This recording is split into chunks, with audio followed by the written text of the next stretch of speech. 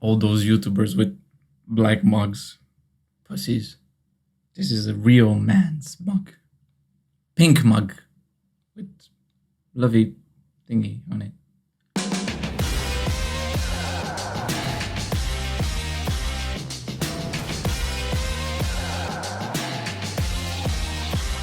I've already discussed plenty of times before about how important it is to get online nowadays, especially if you have a business.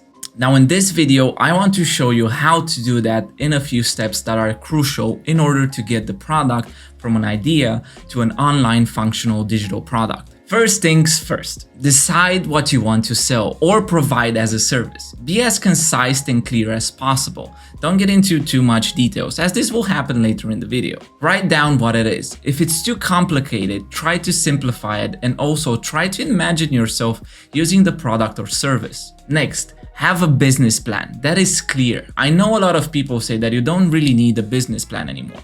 You can use other tools online, but believe me, if you manage to complete this step and give it to some friends or colleagues and they understand it, then it's easier from here on. There are a lot of things to define in here, such as what is the purpose of your product or service?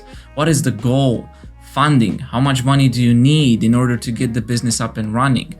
When will you break even? What's the manufacturing cost or the labor cost? What are you selling the product or service for, and so on? It's quite a bit, but it's important to define it earlier rather than later. If you're not that type of person that likes to do these kind of stuff, like myself for example, then grab a piece of paper, preferably an A1, and Google Business Model Canvas. Draw these sections on your paper and complete them. It's more creative than your usual work doc plan. Moving on, you will need to define your target customer. I've mentioned this in one of my previous videos. I will link it down below.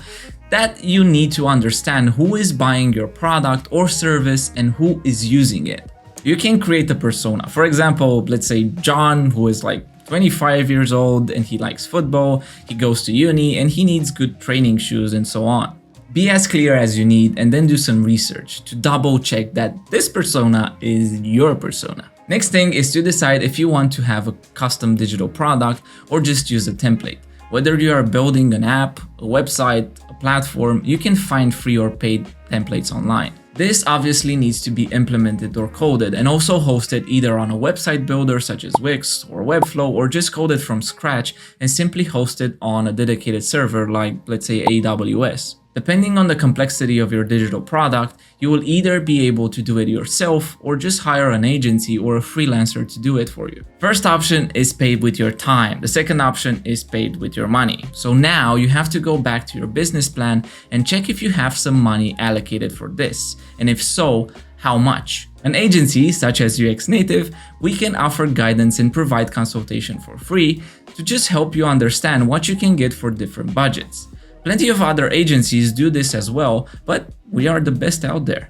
Next in line is to start with an MVP, or a minimum viable product, basically the simplest version of your digital product. Don't add too many fancy features that will cost you time and money in the early stages. You need to test the product first before taking the next steps. So how do you test this? Well, you simply track your MVP with tools such as Google Analytics or Hotjar.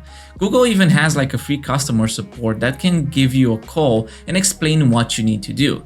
Every month you need to check the data and adjust your product accordingly.